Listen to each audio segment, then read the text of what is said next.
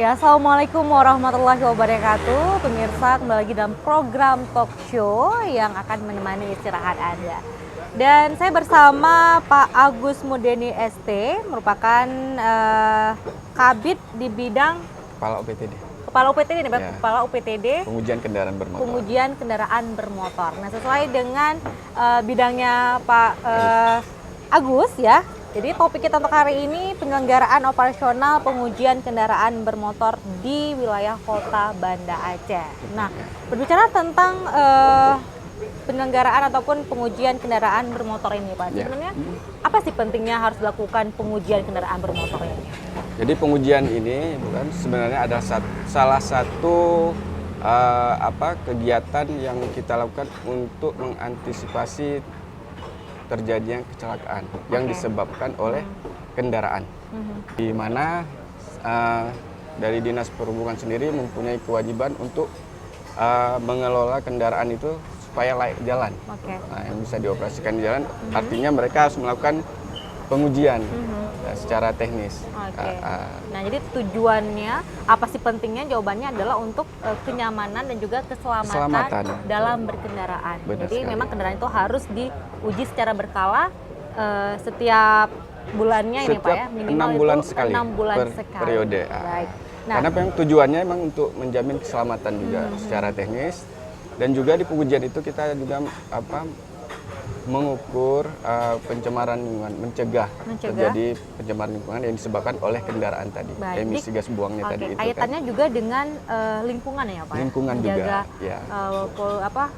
Udara tetap sehat, jadi menghindari polusi udara ini. Nah, sebenarnya kalau kita bicara tentang Dinas Perhubungan itu memang banyak bidangnya, dan setiap bidang yang sudah ada itu memang menyangkut kepentingan juga nih ya. Betul. Kepentingan masyarakat ya. Terutama juga dalam berkendaraan itu hal terpenting adalah selain sampai ke tujuan dan juga keselamatan para pengguna jalan dan para pengguna kendaraan itu sendiri. Ya, mulai dari jalannya sudah diatur seperti apa, parkirannya sudah diatur seperti apa, sehingga juga dari parkiran itu adanya retribusi, adanya PAD untuk daerah. Dan juga bagaimana pengujian kendaraan yang tentu untuk keselamatan berkendara dan juga untuk hubungannya tadi dengan alam ya, bagaimana alam itu tetap bersih udaranya. Benar ya, tentu sekali. untuk agar tetap sehat ya udara kita, alam kita ini ya. Nah, sebenarnya ini Pak yang menjadi tugas dari pengelolaan dari tadi penguji kendaraan ini tadi menjadi tugas fokusnya itu apa, Pak?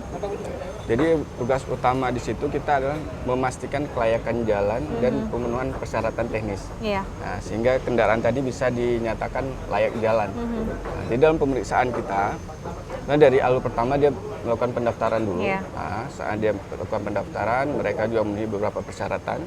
Nah, baik itu dari jenis kendaraan baru, dia ada persiapan untuk STNK, BPKB, itu ada surat registrasi uji tipe. Khusus untuk kendaraan penumpang umum itu ada surat keterangan, istilahnya plafon lah. Jadi itu adalah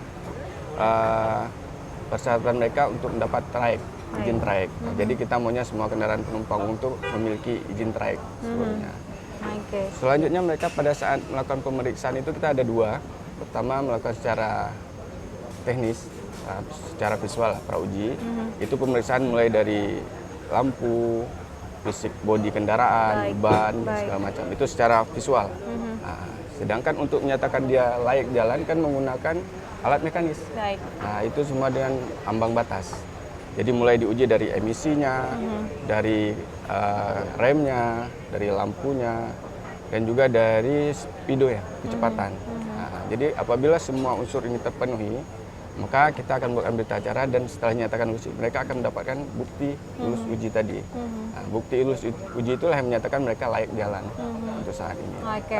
Nah, uji layak jalan bagi kendaraan bermotor ini khusus untuk untuk kendaraan umum kah? Apa juga untuk kendaraan pribadi? Saat ini yang diwajibkan itu kendaraan mobil penumpang umum, bus, mobil barang. Kalau mobil barang seluruhnya, nah, tanpa dibedakan, kecuali mobil penumpang. Kalau yang pribadi belum masuk dalam kategori wajib uji. Nah, mobil barang semuanya, mobil khusus itu tidak juga masuk. Nah, jadi 3 kategori tadi.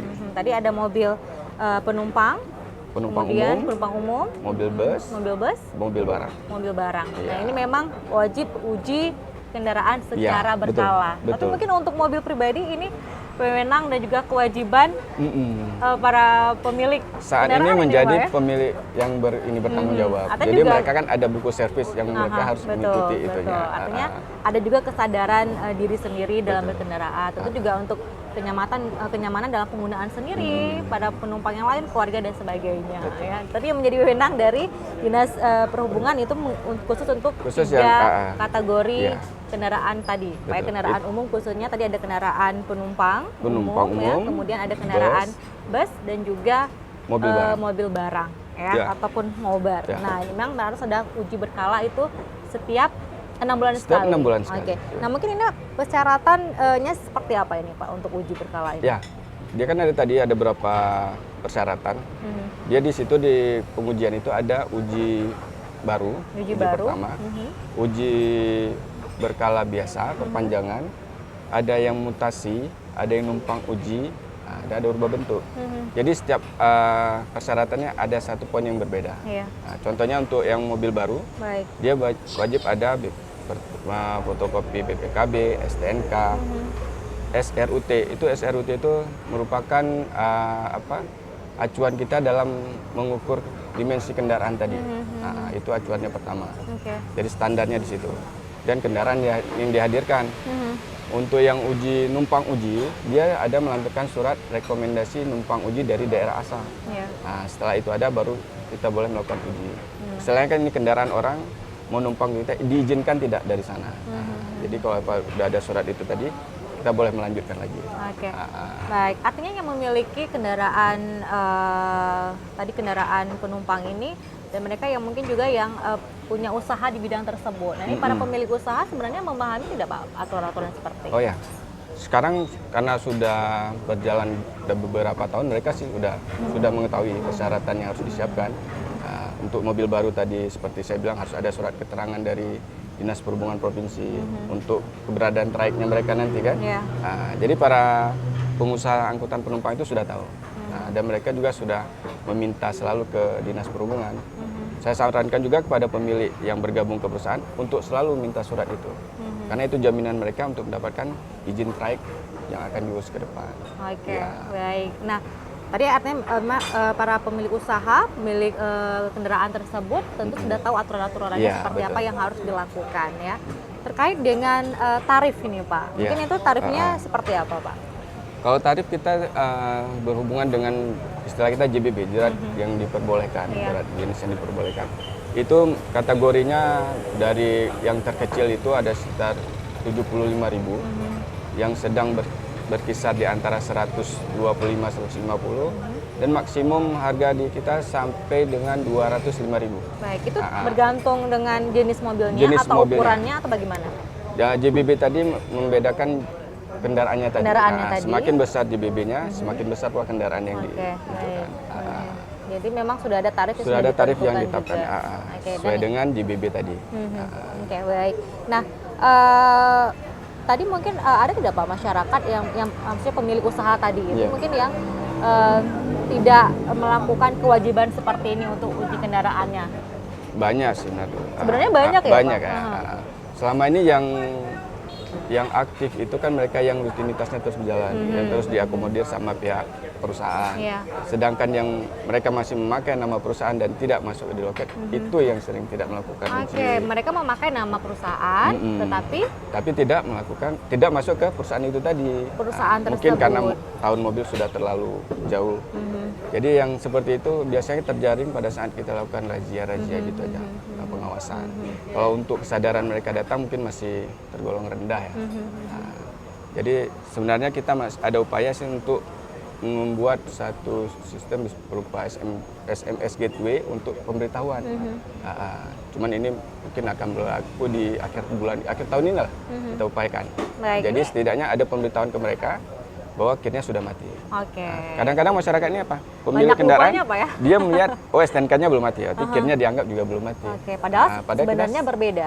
Masa kita kan per 6 bulan, sedangkan STNK tadi atau pajak sesuai dengan 1 tahun. 1 tahun. Ya, jadi Makanya di juga, situ sering kecolongan mereka sih. Jadi mengingatkan tadi dengan sistem SMS ini tadi, Pak, ya? SMS gateway tadi yang kita coba, ya. Oke, jadi mungkin mengingatkan juga para pemilik kendaraan untuk melakukan uji berkala setiap 6 bulan sekali. Jadi jangan melihat dari bayar pajaknya ataupun perpanjangan STNK-nya atau sebagainya ya, karena memang jangka waktunya berbeda tadi. Iya. Sebenarnya itu kewajiban si supir sih. Begitu dia akan melakukan perjalanan, dia memeriksa dulu administrasi dia gimana. Surat menyuratnya sudah beres atau tidak. Oke, baik. Iya, Pak Agus, kita akan lanjutkan lagi bincang-bincang kita, Pak Agus, ya. Usai pariwara berikutnya tetap bersama kami dalam program Talk Show. Baik, terima kasih pemirsa Anda masih setia bersama kami dalam program Talk Show dan saya masih bersama Pak Agus Mudani ya.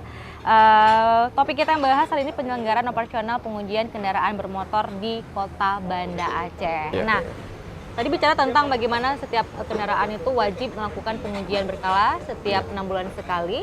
Nah, kemudian tadi syarat-syaratnya sudah ya dan tarifnya juga sudah Bapak Agus jelaskan. Nah, apabila terjadinya muatan barang yang melebihi kapasitas misalnya Pak ini untuk yang mobil angkutan barang ini, ya, itu juga ada hubungannya dengan uji kir ini tidak ini Pak? Ya, itu overloading ya.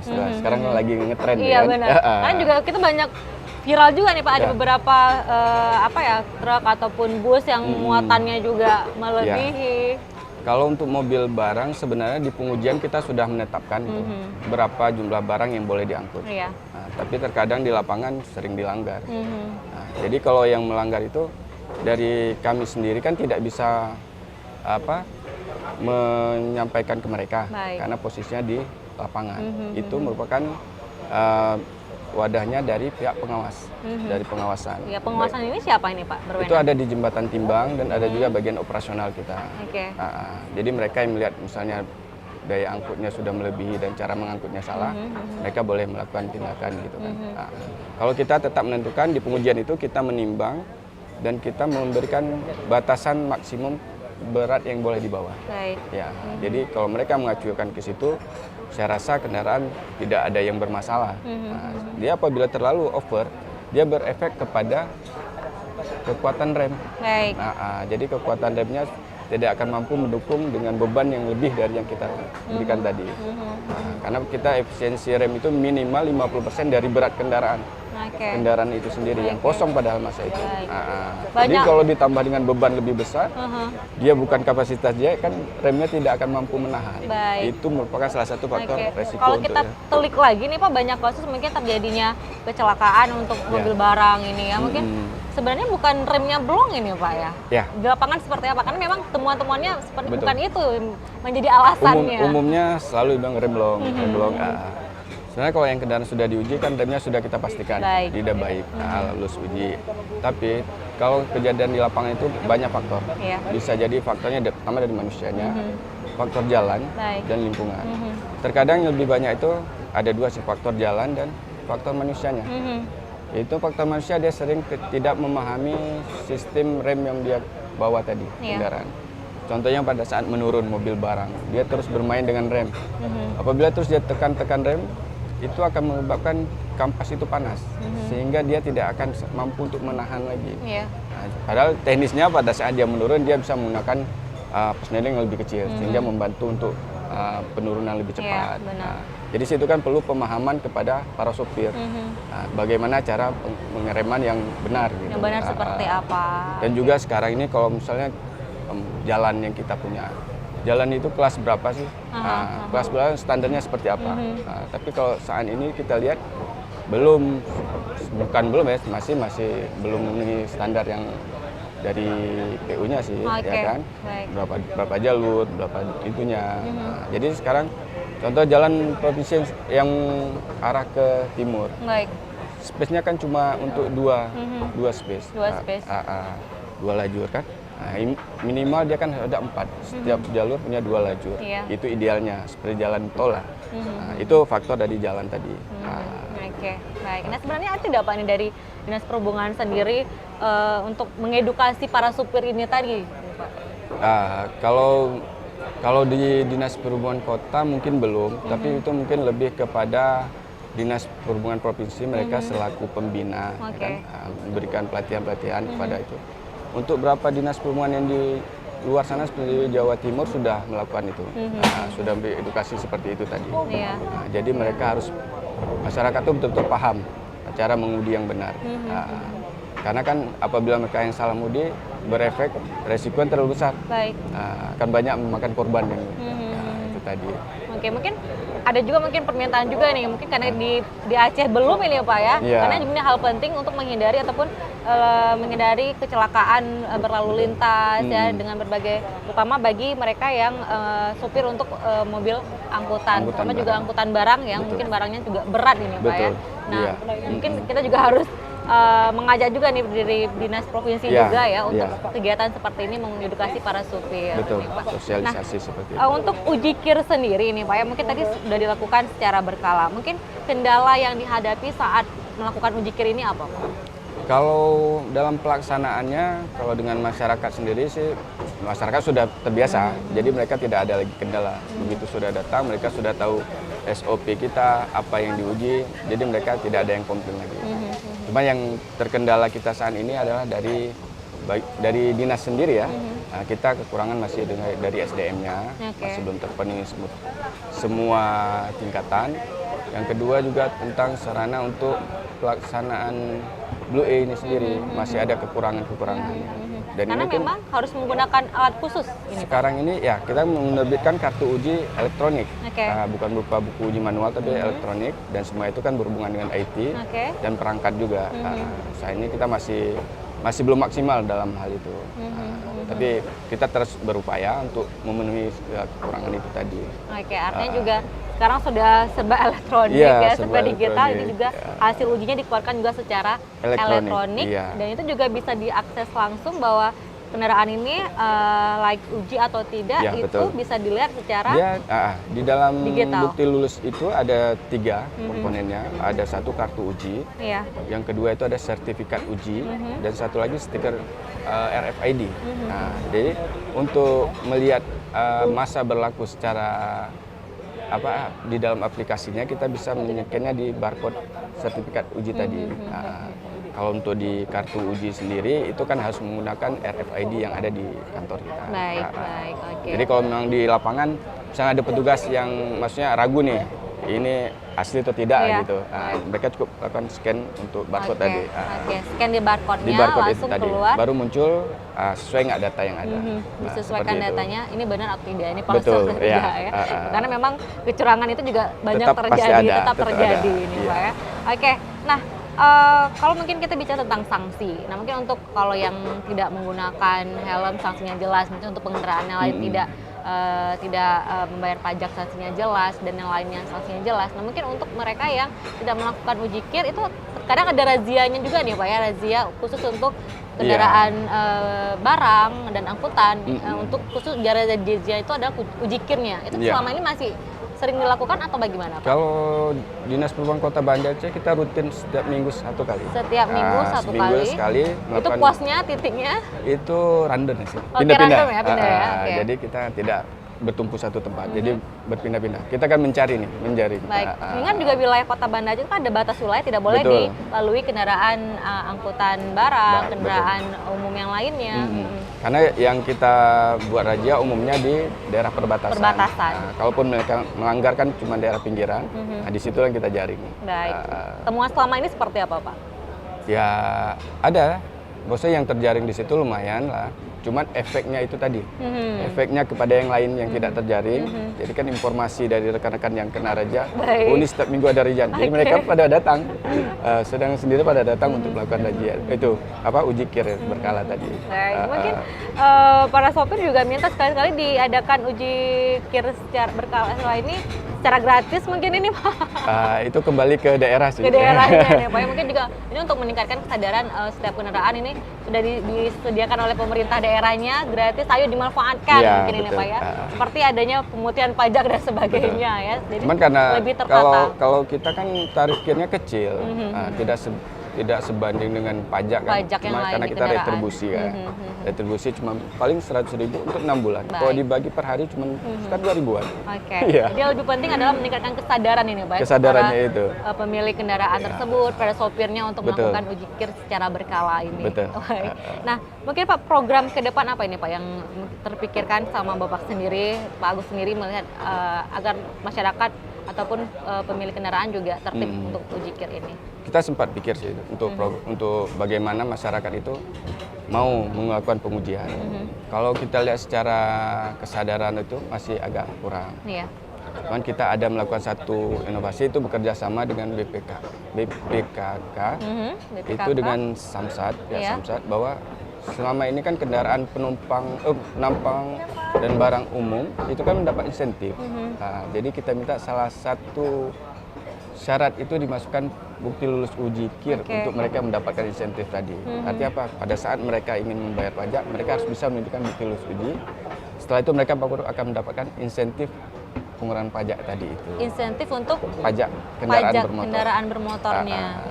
Jadi kan secara otomatis dengan sedikit terpaksa mereka akan melakukan uji Oke, KIR. baik. Jadi kan tujuannya juga untuk kebaikan. Jadi untuk ditautkan ini Pak ya, ditautkan. dihubungkan gitu, baik. Jadi kita sudah koordinasi dengan pihak Samsatnya sudah, dan itu sudah dibahas, cuma lagi menunggu katanya informasi berkasnya sudah ke Kemendagri. Jadi tunggu proses dari sana. Oke, Anda Mudah-mudahan juga- itu terlaksana. Iya, karena memang tidak bisa sembarangan Pak, juga harus ada dimasukkan ke dalam regulasi, dalam regulasi, undang-undang dan Iya. digodok lagi sampai ke pusat. Betul.